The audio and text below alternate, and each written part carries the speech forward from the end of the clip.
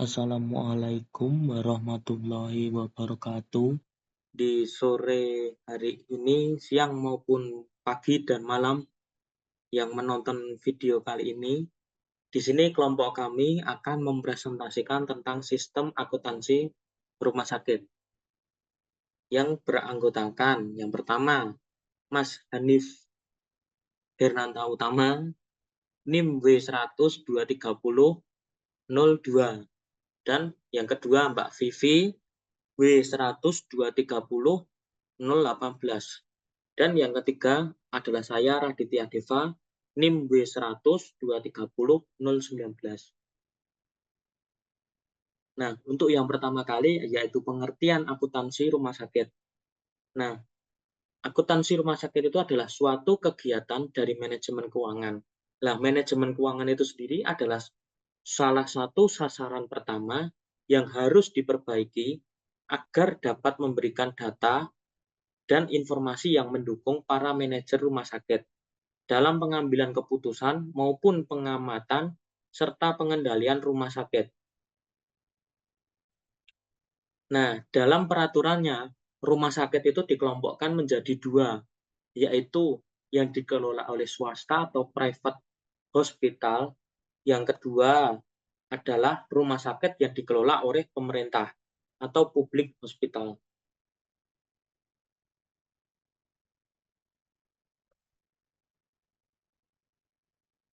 Nah, untuk selanjutnya yaitu struktur dana di rumah sakit. Nah, dana di rumah sakit itu dibagi menjadi dua. Yang pertama tidak terikat atau unrestricted fund atau dana yang tidak dibatasi penggunaannya pada suatu tujuan tertentu. Nah, dana ini seperti dana umum atau general fund di pemerintahan atau dana lancar tidak terikat atau unrestricted current fund. Nah, dalam akuntansi universitas yang dibentuk untuk menjalankan operasi organisasi sehari-hari. Nah, untuk selanjutnya yaitu dana terikat atau restricted fund, itu dana yang dibatasi penggunaannya pada suatu tujuan tertentu yang biasanya muncul karena permintaan dari pihak eksternal yang memberikan sumbangan. Nah, untuk selanjutnya yaitu aktiva yang tergolong terikat di catatan pada dana umum, sementara atau salah satu dana yang digunakan untuk mencatat aktiva yang terikat sementara waktu dan terikat permanen. Nah, selengkapnya dana-dana umum itu dapat digunakan dalam akuntansi dana untuk rumah sakit dapat dilihat pada figur berikut ini. Nah, ini figurnya. Yang pertama, untuk umum, dasar akuntansinya yaitu akrual.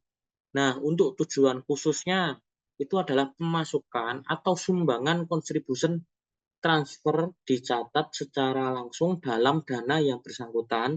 Sumber sumber daya atau dana itu ditahan dalam masing-masing dana sehingga dipindahkan ke dana umum untuk belanja. Nah, itu juga tuh terikat waktu, penggantian, pengembangan fasilitas, dan dana abadi. Nah, di sini perbedaan deskripsinya itu sendiri adalah tujuan khususnya, itu tuh misalkan dana itu dibatasi untuk tujuan operasional tertentu.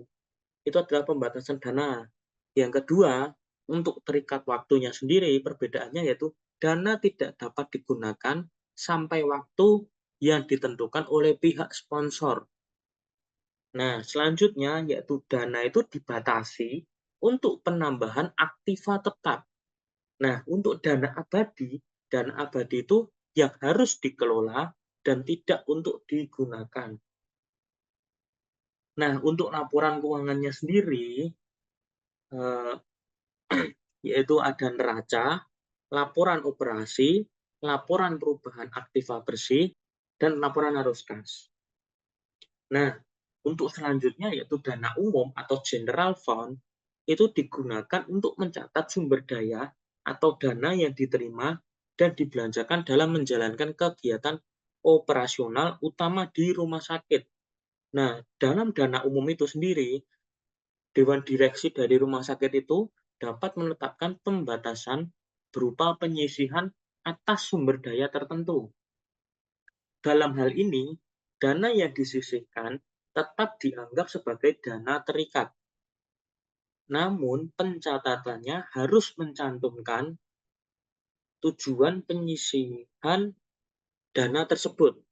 Hal ini disebabkan oleh karena dana yang disisihkan itu berbeda dengan dana yang dibatasi penggunaannya.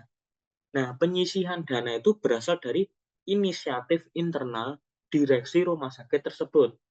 Nah, sedangkan pembatasan penggunaan dana itu berasal dari pihak eksternal rumah sakit yang mensponsori dana tersebut.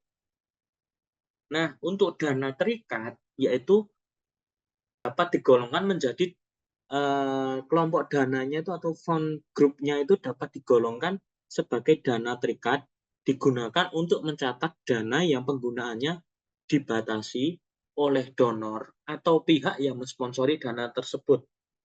Nah, secara garis besar, seperti dijelaskan pada sebelumnya tadi, kelompok dana terikat ini dibagi menjadi dua, yaitu pembatasan bersifat sementara, yang kedua yaitu pembatasan bersifat tetap atau permanen. Nah, untuk dana terikat sementara itu yaitu yang pertama untuk tujuan khusus atau spesifik purpose fund. Nah, yang kedua dana terikat waktu atau time restricted fund. Nah, yang ketiga dana penggantian dan pengembangan fasilitas atau plan replacement and expansion fund. Nah, untuk dana yang permanen sendiri itu adalah dana abadi atau endowment fund. Nah, di sini laporan keuangan rumah sakit itu tuh terdapat 4 laporan keuangan yang dihasilkan dari proses akuntansi. Yang pertama, neraca rumah sakit. Neraca rumah sakit itu tidak mempunyai perbedaan mendasar, baik dari proses penyusunan, dari sudut pandang ilmu akuntansi, dibandingkan neraca perusahaan yang sering kita kenal di sektor komersil. Namun demikian, ada beberapa hal yang secara khusus perlu diperhatikan.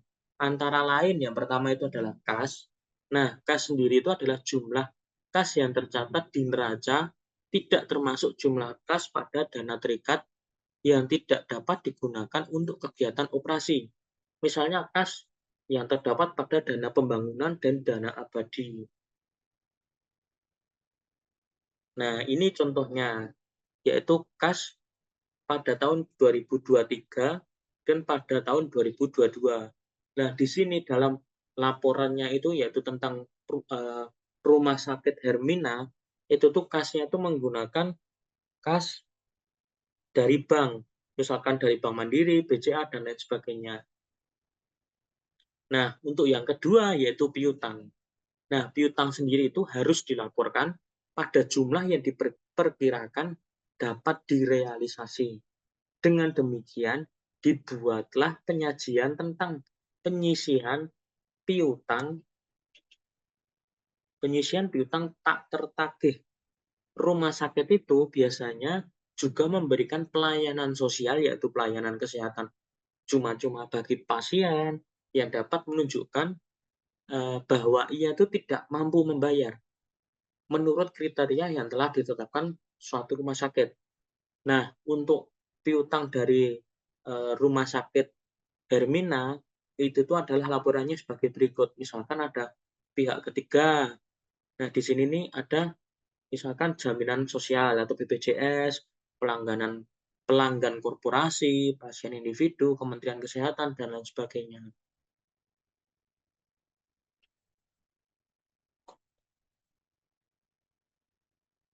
Nah, untuk selanjutnya yaitu investasi.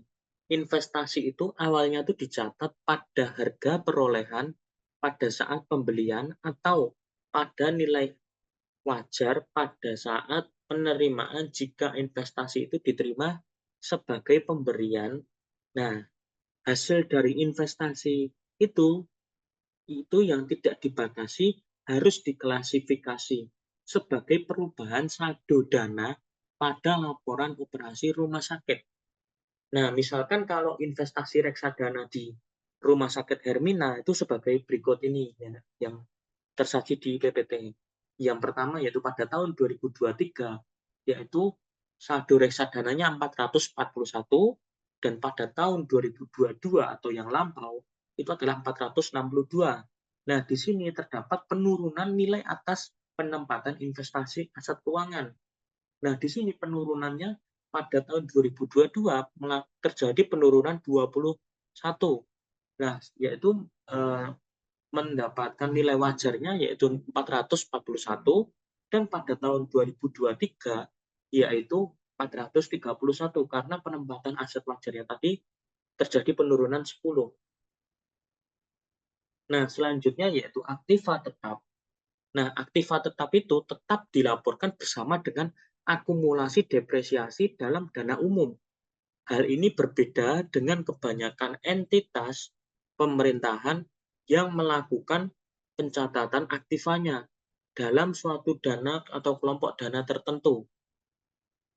Nah, bisa dilihat pada slide berikut ini atau PPT berikut ini, yaitu mulai dari pada tahun 2022 terjadi biaya perolehannya tanahnya awalnya yaitu 1.370.498. Nah, di sini terjadi penyusutan, akumulasi penyusutan kepemilikan langsung yaitu 897.692. Nah, di sini ini terjadi penyusutan dan ada beberapa itu misalkan dari peralatan umum, medis, dan kendaraan. Nah, untuk nilai bukunya yaitu pada saldo awalnya yaitu 4.537.601 dan saldo akhirnya yaitu 5.109.549. Nah, untuk tahun 2023 yang eh, biaya perolehan dari tanah itu sendiri yaitu 1.459.483 dan terjadi penyusutan 1.109.385 dan untuk nilai bukunya yaitu 5.109.549 pada saldo awal, yang kedua saldo akhirnya yaitu 5.873.984. Nah, selanjutnya yaitu dilanjutkan Mbak Vivi.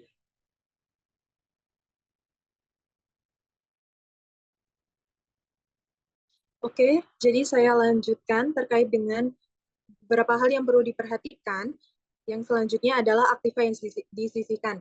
Nah, jadi aktiva yang disisihkan ini merupakan adalah aset yang dialokasikan atau disisihkan untuk tujuan tertentu. Nah, di dalam konteks rumah sakit ini bisa mencakup biasanya cadangan dana, di mana dana yang disisihkan itu untuk tujuan khusus seperti cadangan untuk pembelian peralatan medis baru, kemudian renovasi fasilitas atau pengembangan program kesehatan.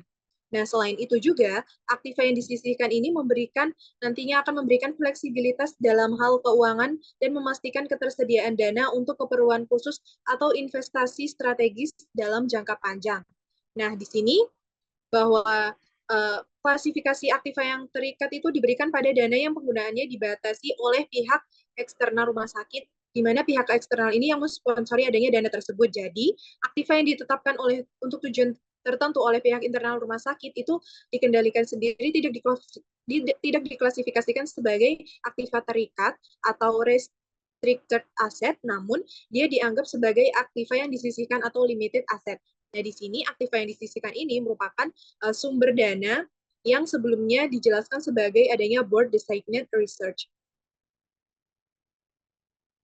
Oke, jadi aktivitas yang disisihkan ini juga nantinya akan memberikan investasi strategis bagi rumah sakit juga dalam jangka panjangnya.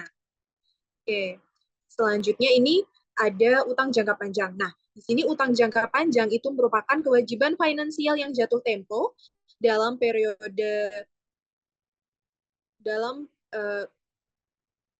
waktu lebih dari 1 tahun. Nah, di sini utang jangka panjang itu juga dia dilaporkan di dalam neraca, di mana hal ini juga berbeda dengan kebanyakan entitas pemerintah yang melakukan pencatatan utang jangka panjangnya dalam suatu dana atau kelompok dana tertentu. Nah, di sini bisa dilihat ini pada liabilitas jangka panjang pada Rumah Sakit Hermina itu ada liabilitas jangka panjang setelah dikurangi bagian yang jatuh tempo dalam waktu 1 tahun. Nah, ini ada utang bank, kemudian liabilitas kontrak dan liabilitas sewa, serta adanya utang obligasi dan liabilitas imbalan kerja karyawan jangka panjang. Setelah itu akan didapatkan total liabilitas jangka panjangnya setelah diakumulasikan tersebut. Nah, kemudian bisa dilihat di sini ada total liabilitas dari Rumah Sakit Hermina itu ada 3.604.325 dan yang pada periode berjalan selanjutnya itu ada sebesar 2.906.12.000 pada utang jangka panjang Rumah Sakit Hermina. Oke, selanjutnya itu ada saldo dana, di mana saldo dana ini adalah jumlah sisa dana yang tersedia untuk setelah mengurangkan kewajiban dari aset. Nah, sesuai kaidah pembagian dana itu, saldo dana yang dimiliki rumah sakit itu juga dipisahkan menjadi 3. Yang pertama ada terikat, di mana saldo dana terikat ini dapat digunakan secara bebas sesuai dengan kebijaksanaan dari pihak rumah sakitnya. Nah, yang kedua itu ada terikat sementara waktu, di mana saldo dana ini itu baru dapat digunakan ketika kriteria tertentu dari pihak sponsor itu terpenuhi. Dan juga yang ketiga itu ada saldo dana terikat permanen. Yang dimaksud saldo dana terikat permanen itu adalah saldo dana yang dikelola hanya dapat digunakan tuh untuk hasilnya saja. Seperti itu. Nah, saldo dana ini nantinya akan mencerminkan adanya ketersediaan dana yang dapat digunakan oleh rumah sakit untuk keperluan operasional, investasi, atau pemenuhan kewajiban finansial di masa yang akan datang juga. Oke, yang kedua itu berkaitan dengan laporan operasi, di mana untuk laporan operasi ini sendiri, bahwa segala kegiatan hasil kegiatan operasional rumah sakit itu nantinya akan dilaporkan di dalam laporan operasi atau yang juga yang disebut dengan statement of operation, di mana laporan ini nantinya mencakup adanya pendapatan, kemudian beban, untung rugi, serta transaksi-transaksi lainnya yang mungkin akan mempengaruhi saldo dana rumah sakit selama periode berjalan tersebut, di mana di dalam laporan operasi itu juga harus dinyatakan suatu indikator kinerja seperti halnya laba bersih dalam perusahaan yang mana melaporkan hasil kegiatan operasi rumah sakit selama periode jangka waktu berjalan itu, yang mana mencakup juga laba rugi operasi selama yang diperoleh selama operasional rumah sakit yang sedang berjalan. Oke, nah di sini yang dimaksud dengan contoh dari laba lain adalah pendapatan investasi, baik yang sudah direalisasikan maupun yang belum direalisasikan. Oke, di sini ada contoh laporan dari Rumah Sakit Hermina, di mana laporan operasi terkait dengan tahun yang berakhir pada tanggal 31 Desember.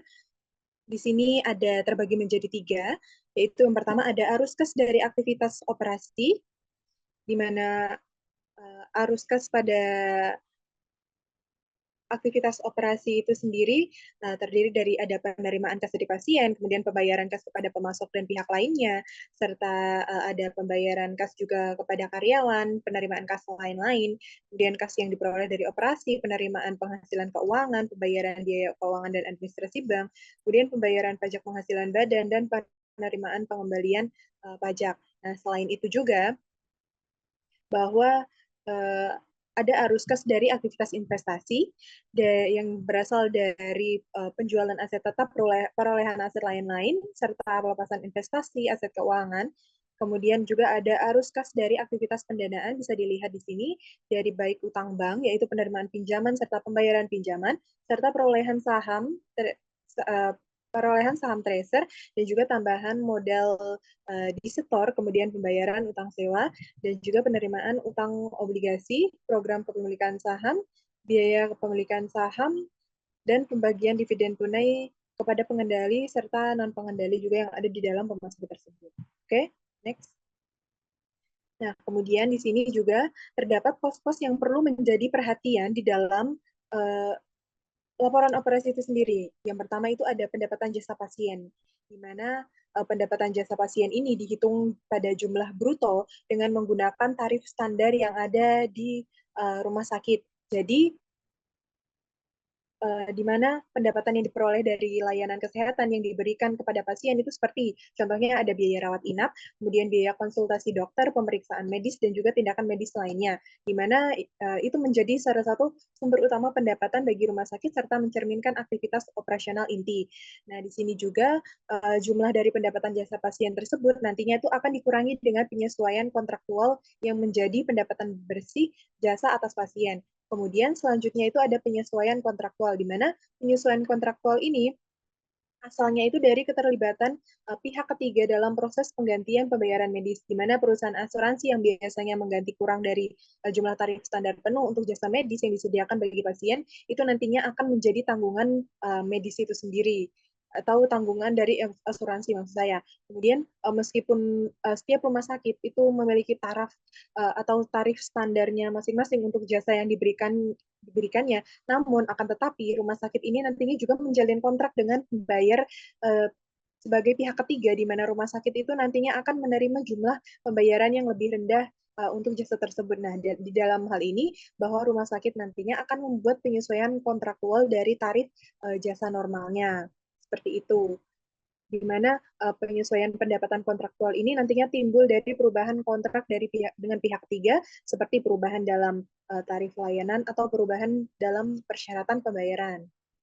Oke, selanjutnya ada pendapatan dari kegiatan lainnya, di mana kalau untuk pendapatan dari kegiatan lainnya di rumah sakit ini mencerminkan bahwa pendapatan dari sumber-sumber yang asalnya bukan berasal dari pasien rumah sakit itu sendiri. Jadi seperti contohnya kantin, kemudian sewa parkir rumah sakit, seperti itu. Nah, di mana pendapatan kegiatan lainnya ini nantinya akan mencerminkan jumlah bersih dari operasinya, bukan dari jumlah brutonya, seperti itu.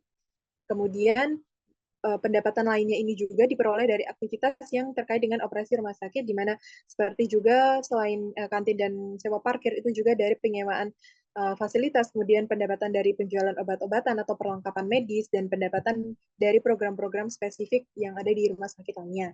Nah, kemudian di sini ada transfer antar dana juga, di mana transfer antar dana ini itu pendapatan yang diterima dari transfer antar lembaga atau instansi seperti dari pemerintah, kemudian asuransi kesehatan, ataupun melalui lembaga swadaya masyarakat atau LSM, di mana transfer ini biasanya memberikan dukungan keuangan bagi rumah sakit dalam penyediaan layanan kesehatan kepada pasien tertentu seperti pasien miskin ataupun pasien yang kurang mampu atau tidak mampu untuk membayar di rumah sakit. Nah, kemudian tidaklah tepat untuk tetap mengelola aktivitas tepat dalam dana terikat ketika persyaratan ditetapkan oleh pihak sponsor atau pendonor itu sudah terpenuhi. Jadi dalam hal ini bahwa aktiva itu harus ditransfer dari dana terikat ke dana yang tidak terikat untuk tujuan pelaporan keuangan, di mana nantinya transfer antar dana ini akan digunakan di dalam akan dilaporkan juga dimasukkan ke dalam laporan operasi sebagai pelepasan saldo dana dan ditujukan sebagai penambahan atas dana yang tidak terikat. Oke, selanjutnya ini ada beban dana umum, di mana beban dana umum itu adalah beban-beban yang tercakup di dalamnya di dalam dana umum itu nantinya akan diakui secara akrual, seperti halnya pada entitas komersial. Nah, kemudian ada pula sumbangan, di mana sumbangan atau donasi ini nantinya pendapatan yang diterima dari sumbangan atau donasi yang diberikan oleh individu, perusahaan, atau lembaga lainnya ini untuk mendukung kegiatan operasional atau program-program khusus yang ada di rumah sakit itu sendiri. Jadi, sumbangan ini nantinya dibagi menjadi donasi yang berbentuk jasa dan juga berbentuk aktiva. Karena seringkali sulit untuk menetapkan nilai dari donasi yang berbentuk jasa, maka nilai dari donasi atau sumbangan itu biasanya itu tidak dicatat. Namun, akan tetapi, jika terdapat kebutuhan untuk melakukan suatu pencatatan, itu maka perkiraan nilai dari donasi jasa itu dicatat sebagai sumbangan yang langsung diikuti dengan beban dalam jumlah yang sama. Jadi, sedangkan donasi yang berbentuk aktiva itu dilaporkan pada nilai wajar pada tanggal diterimanya sebagai sumbangan jika donasi dari aktiva ini penggunaannya dibatasi oleh pihak sponsor atau donor, maka dilaporkan dalam dana terikat sementara atau dana terikat permanen. Ketika pembatasannya sudah tidak berlaku lagi, maka nantinya akan dilakukan transfer dari dana terikat ke dalam dana umum. Oke, selanjutnya itu yang ketiga, laporan keuangan dari rumah sakit itu ada laporan perubahan Aktiva Bersih juga, di mana laporan ini nantinya akan menyajikan perubahan dalam kategori Aktiva Bersih, yaitu Aktiva Bersih tidak terikat, kemudian terikat sementara, dan juga terikat permanen seperti yang sudah dijelaskan sebelumnya. Nah, kemudian yang keempat ini ada laporan arus kas, di mana laporan arus kas ini terdiri atas aktivitas operasi, kemudian aktivitas investasi, dan juga aktivitas pendanaan.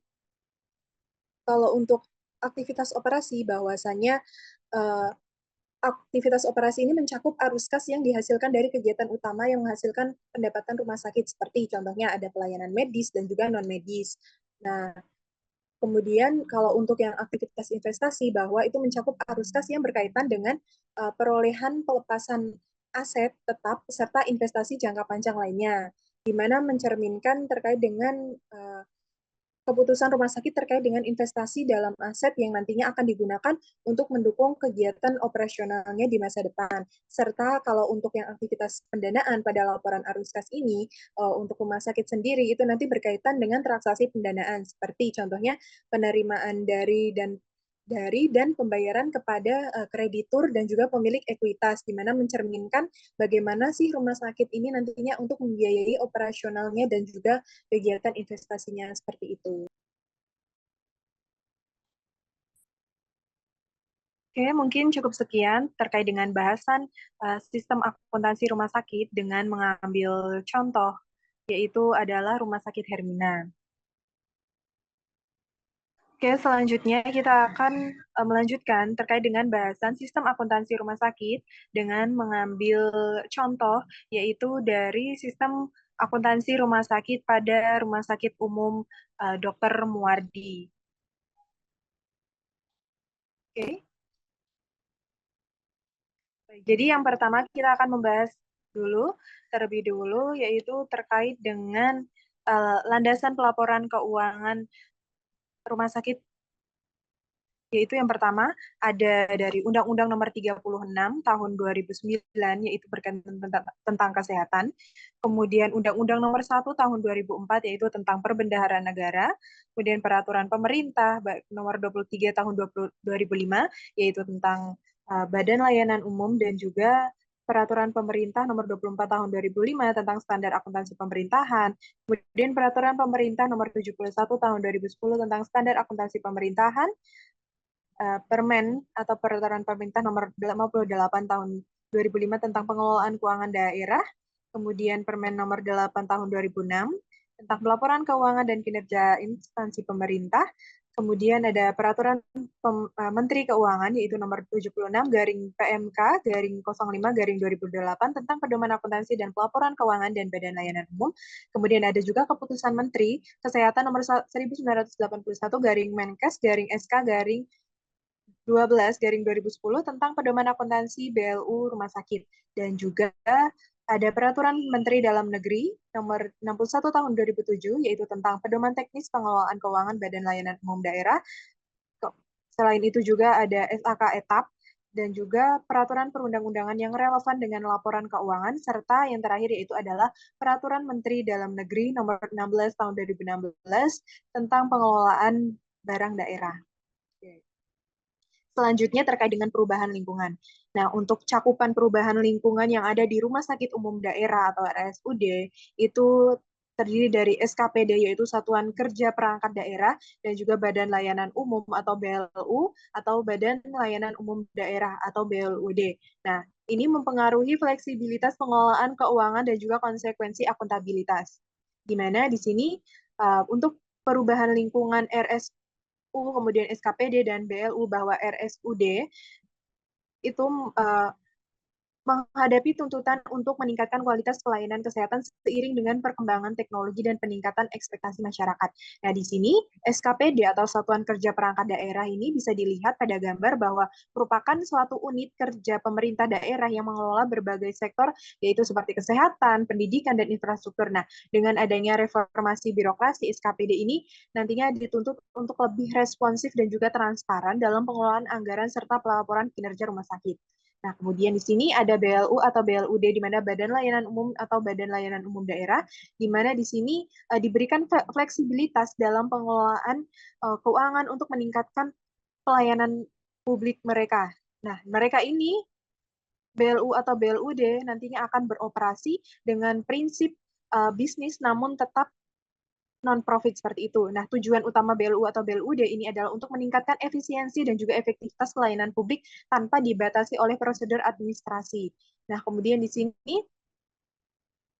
ada juga konsekuensi akuntabilitas. Nah, untuk fleksibilitas pengelolaan keuangan ini tentunya ada beberapa konsekuensi akuntabilitas. Nah, konsekuensinya apa saja? Yaitu terkait dengan transparansi, di mana pengelolaan keuangan itu harus diambangi dengan transparansi agar masyarakat dan juga stakeholder dapat mengawasi penggunaan dana publik.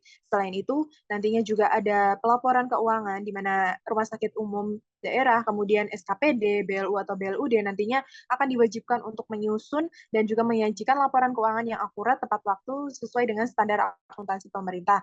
Nah, kemudian untuk konsekuensi akuntabilitas selanjutnya itu ada audit dan pengawasan, yaitu bahwa kegiatan pengelolaan keuangan itu harus diaudit oleh Badan Pemeriksa Keuangan dan juga Inspektorat Daerah untuk memastikan bahwa tidak ada penyalahgunaan dana. Nah, kemudian akuntabilitas kinerja, yaitu di mana selain akuntabilitas keuangan, rumah sakit umum daerah ini juga harus menunjukkan akuntabilitas kinerja mereka melalui berbagai indikator keberhasilan yang mencerminkan adanya efektivitas dan juga efisiensi layanan publik seperti itu. Oke, next. Nah, di sini ada cakupan dari good governance, yaitu ada transparency, accountability, responsibility, independence, dan juga fairness, di mana dari kelima hal dari dalam good governance itu menjadi sistem informasi akuntansi rumah sakit. Kita mulai dari transparansi atau transparansi, di mana yaitu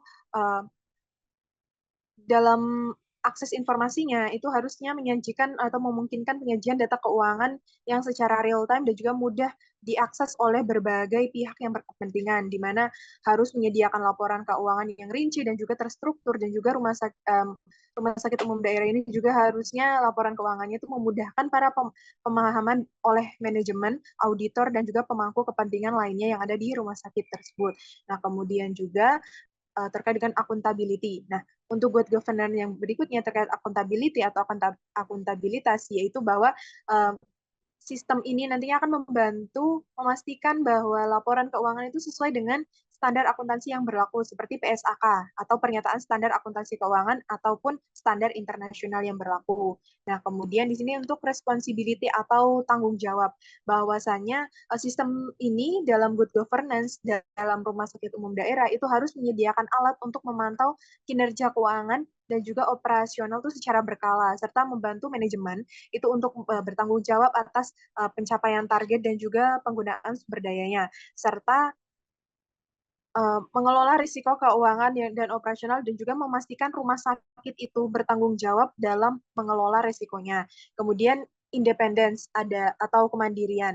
Nah, untuk kemandirian ini bahwasanya untuk pengambilan keputusan dengan data yang akurat dan juga dapat diandalkan. Nah, manajemen dari rumah sakit ini nantinya dapat mengambil keputusan keuangan dan operasional itu secara mandiri. Jadi tanpa bergantung kepada para pihak eksternal.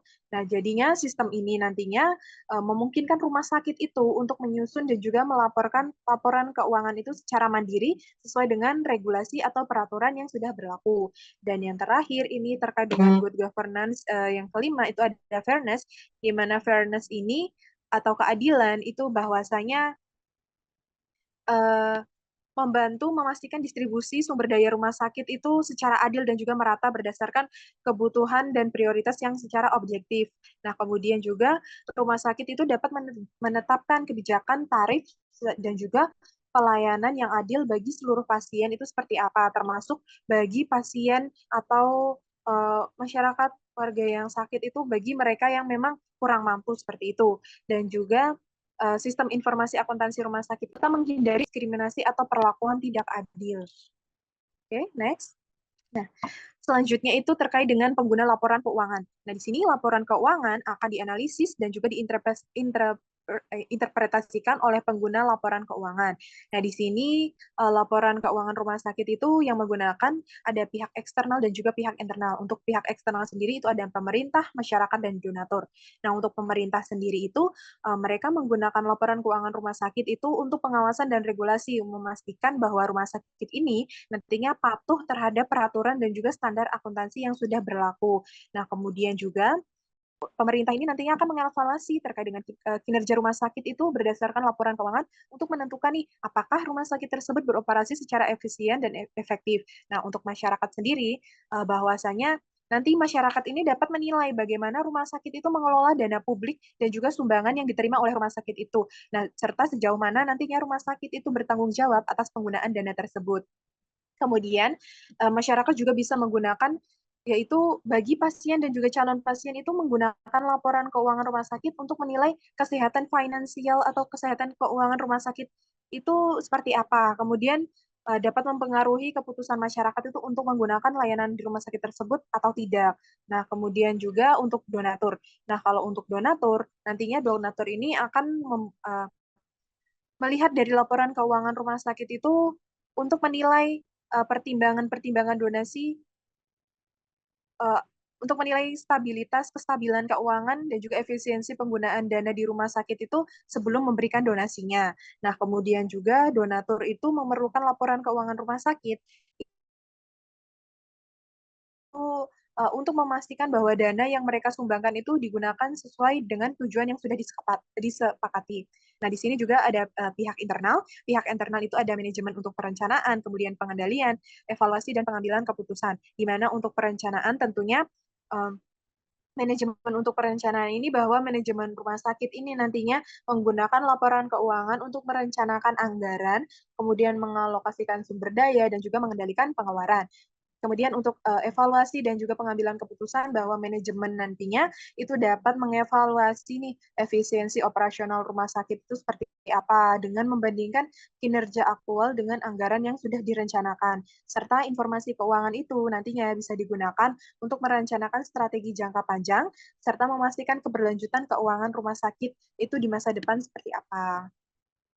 Oke, selanjutnya ini ada pedoman akuntansi dalam penyusunan laporan keuangan rumah sakit BLU. Nah, di sini pedoman akuntansinya yaitu adalah KMK nomor 1981 garing 2010 itu tentang pedoman akuntansi rumah sakit, di mana pedoman ini memberikan panduan yang lengkap untuk melakukan penyusunan laporan keuangan di rumah sakit yang berstatus BLU atau rumah sakit badan layanan umum. Nah, untuk pedoman itu, dia bertujuan untuk meningkatkan transparansi dan akuntabilitas dalam pengelolaan keuangan rumah sakit BLU, kemudian memberikan panduan dan penyusunan laporan keuangan yang sesuai dengan standar akuntansi yang berlaku, serta memastikan konsistensi dan juga keseragaman dalam pelaporan keuangan rumah sakit yang berbasis BLU seperti itu. Oke, untuk selanjutnya terkait dengan laporan keuangan rumah sakit akan dijelaskan penyampaiannya oleh Mas Hanif. Ya, terima kasih Mbak Lucy. Saya akan menjelaskan berikutnya. Laporan keuangan rumah sakit. Untuk dari laporan keuangan rumah sakit itu ada untuk pihak eksternal. Jadi pihak eksternal yang pertama itu adalah laporan tahunan atau yang disebut dengan neraca. Yang kedua laporan operasi. Yang ketiga laporan arus kas. Yang terakhir catatan atas laporan keuangan. Untuk pihak internalnya itu ada 5, yaitu pertama laporan realisasi anggaran, yang kedua laporan kinerja unit, yang ketiga laporan biaya, yang keempat foreign casting biaya, dan lain-lain. Untuk laporan keuangan rumah sakit dan badan langsung umum sesuai pedoman akuntansi rumah sakit itu ada 4, yaitu yang pertama laporan aktivitas atau laporan operasi, yang kedua laporan arus kas, yang ketiga laporan tahunan atau neraca, yang keempat catatan atas laporan keuangan. Untuk laporan aktivitas atau operasi yaitu laporan hasil operasi aktivitas selama satu periode tertentu, dan yang kedua komponen laporan aktivitas operasi yaitu ada pendapatan dan juga beban. Ya, ini adalah laporan dari pendapatan untuk laporan pendapatan dari setahun yaitu seperti ini. Saya bisa melihat ya yang jelas.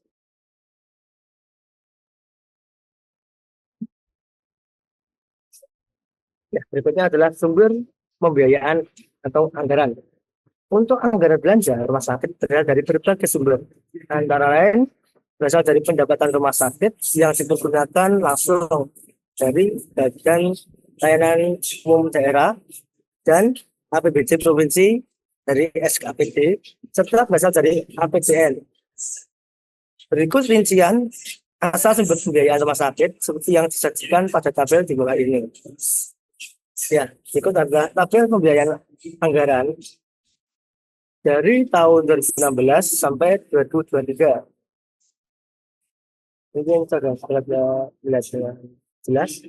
Ini adalah dari rumah sakit yang daerah Dr. Muardi.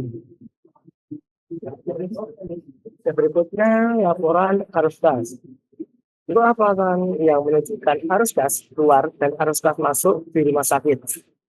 Kedua, informasi tentang arus kas suatu BLU, Badan Layanan Umum Rumah Sakit, berguna bagi para pemakai laporan keuangan sebagai dasar untuk menilai kemampuan BLU rumah sakit yang bersangkutan di dalam menghasilkan kas dan secara kas serta menilai kebutuhan BLU rumah sakit untuk menggunakan arus kas tersebut.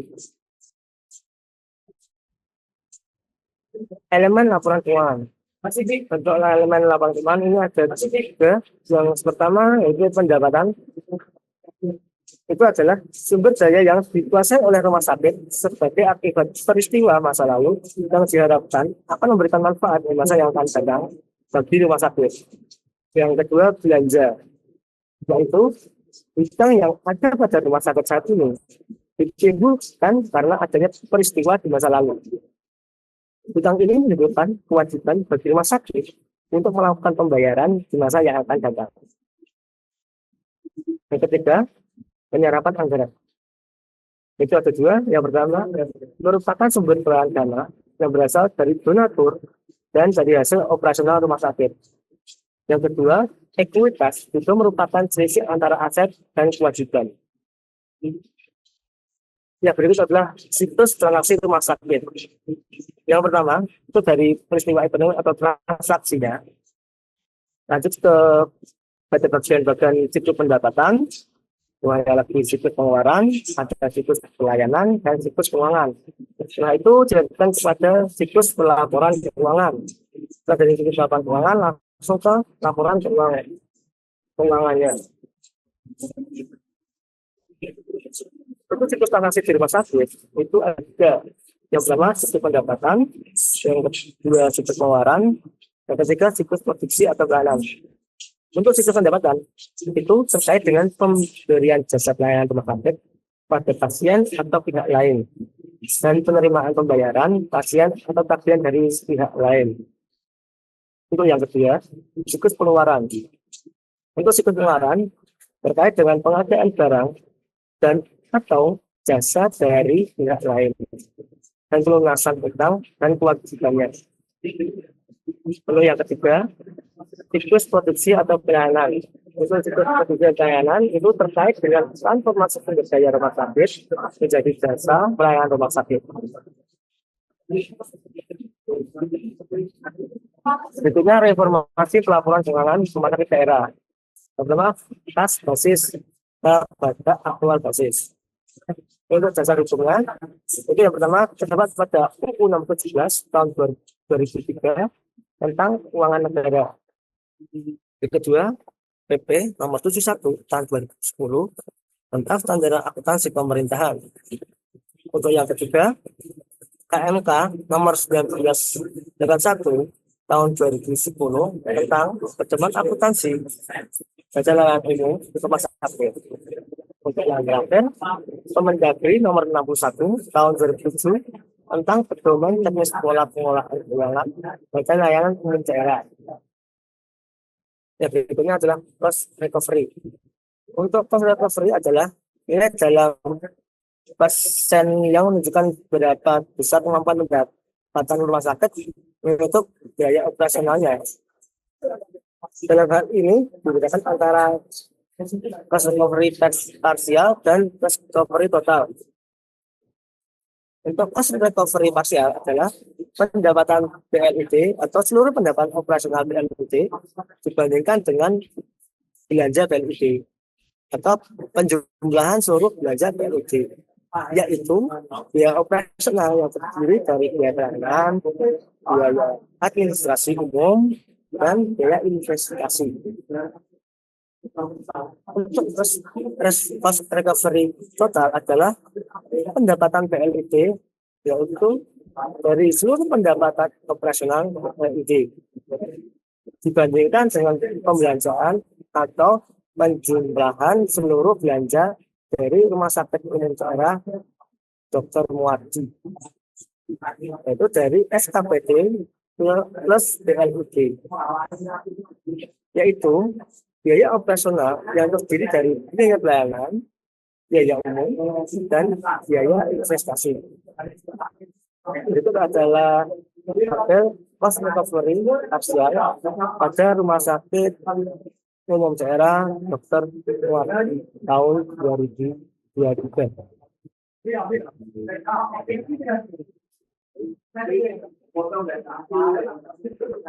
Dan berikut adalah cost recovery total pada Rumah Sakit Umum Daerah Dr. Muardi tahun 2023.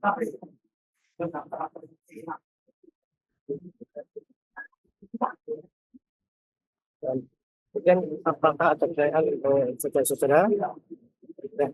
Sekian, terima kasih. Assalamualaikum warahmatullahi wabarakatuh.